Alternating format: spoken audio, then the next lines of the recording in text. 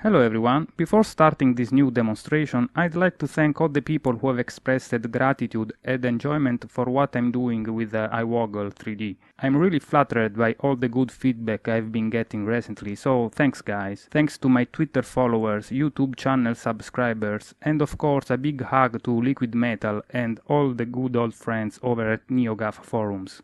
Oh, and a special thank you to Arwin and Wallan for their support. So in this new video I'm gonna show you how the move controls currently work in Mac. As you know, an ongoing public beta recently introduced compatibility with the new Sony device, so that's what I'm using here. This means that what you are gonna see is all based on work in progress content, and things might change and improve before the actual patch goes live later this year. First thing we are asked to do is to calibrate.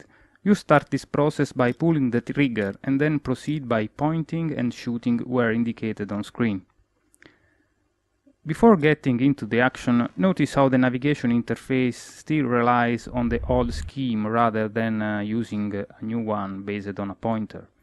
That's unfortunate but understandable, and it works fine anyway.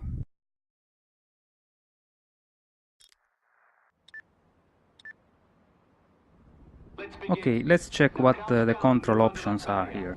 As you can see, there are some new entries relative to the PlayStation Move, of course, like gesture sensitivity, pointer sensitivity, and play style, which can be changed to standard, competitive, or advanced. When you do so, three other options light up: normal play, iron sight, and scoped, which allow to change the size of the respective bounding boxes. For now, I'm gonna use the default settings. Let's see how it works. Take a close look at when the camera starts rotating to get an idea of the size of the default bounding box. It's not too big, but it's not small enough for my testers, so I'm gonna try to reduce it a bit. As you can see, you can reduce both the height and the width of the bounding box, of course.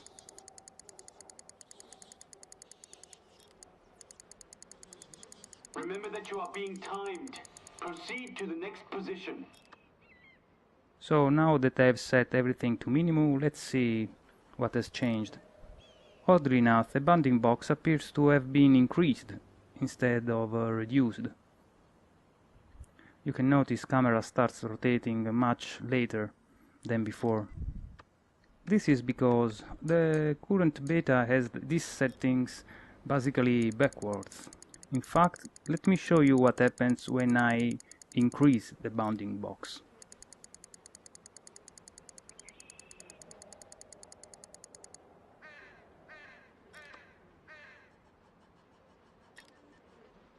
As you can see, the bounding box has actually been reduced.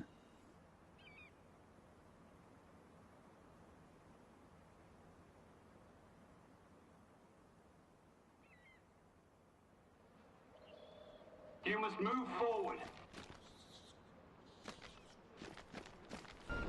So now that we are at the shooting range, let's see how the aiming works. Let's start by hitting the target to the right.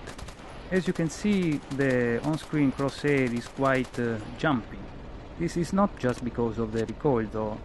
This is actually a consequence of the high sensitivity of the PlayStation Move. No matter how much I try to aim firmly, pointer still moves a bit. So let's try to fix that by reducing the sensitivity. Destroy the target immediately. So the pointer is still a little bit jumpy, but I managed to keep it on the torso of the target. As a consequence of reducing the pointer sensitivity, I also reduced the pointer speed, which is unfortunate. Let's see what happens if I reduce the sensitivity a little bit more.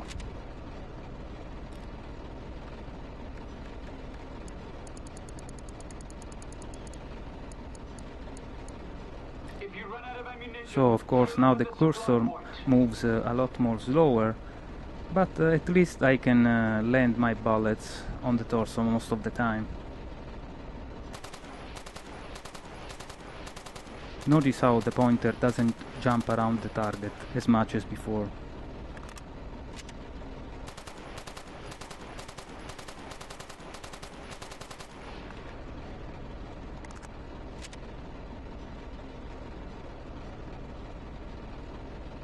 So now let's see how the iron sight aiming works. In this case, the iron sight is right in the middle of the screen and it doesn't move around. Still, there is no one-to-one motion tracking, and it actually feels laggy and unreliable. It's kinda like sniping in Killzone 2 by using the gyroscope in the 6-axis controller. This is because the bounding box system is still in place even when using the iron sight mode. What I'm actually moving around is some sort of an invisible pointer to which the iron sight is connected, and this is actually makes very difficult to quickly align your shots. You can still use the bounding box of the iron sight as you have seen before in the options screen, but that doesn't change the situation a lot. So let's try some shooting while strafing. As you can see, it's not as simple to make a straight line of bullet holes like it would be with a DualShock 3.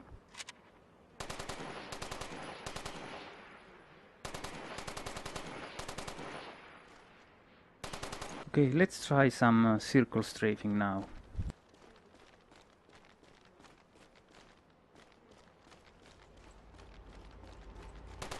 As you can see, not having the pointer locked to the middle of the screen, you are forced to shoot to the side, which is not a big deal per se, unless you change direction. When doing so, the target moves to the other side on the screen, and in order to follow him, you have to reach the other edge of the bounding box, which takes time. Again, you can fix this by increasing the sensitivity, but then again, you lose precision when shooting.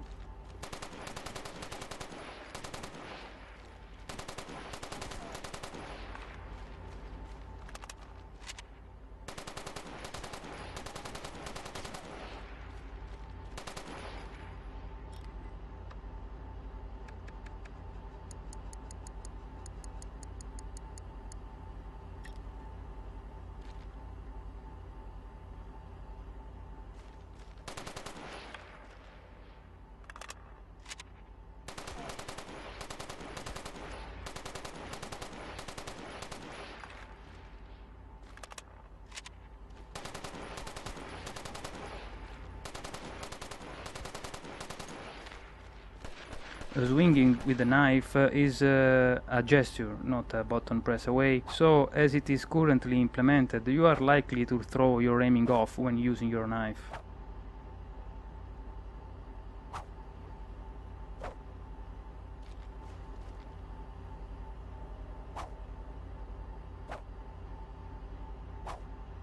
Overall, I had the impression that even after getting used to it and found your optimal settings, one would still feel in disadvantage against DualShock 3 players. Sure, the responsiveness of the PlayStation Move allows for some quick aiming, but then again that very same responsiveness compromises stability.